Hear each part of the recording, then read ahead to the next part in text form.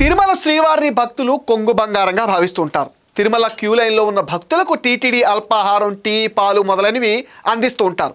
తిరుమల దర్శనానికి వచ్చిన యాంకర్ శివజ్యోతి ప్రస్తుతం స్వామివారి ప్రసాదంపై చేసిన కామెంట్స్ వివాదాన్ని రాజేస్తున్నాయి. శివజ్యోతి తన భర్త గంగూలీ ఫ్రెండ్స్తో కలిసి తిరుమలకు వెళ్లారు.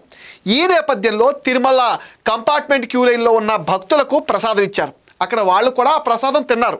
అయితే తాము జీవితంలో తొలిసారి అడుక్కుని మరీ తిరుమల ప్రసాదం తిన్నామని, తిరుమలలో రిచెస్ట్ బిచ్చగాళ్ళం తామే అంటూ కాంట్రవర్సీగా మాట్లాడారు.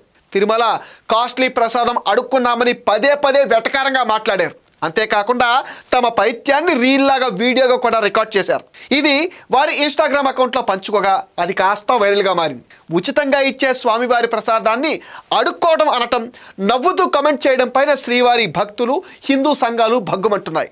స్వామివారి ప్రసాదాన్ని ఉచిత సేవాభావంతో అందిస్తూ ఉంటారని, అలాంటి ప్రసాదాన్ని కాస్ట్లీ ప్రసాదం అని, కాస్ట్లీ బిచ్చగాళ్లంగా తాము అడుక్కున్నామంటూ నీచంగా మాట్లాడటం పైన శ్రీవారి భక్తులు ఆగ్రహం వ్యక్తం చేస్తున్నారు.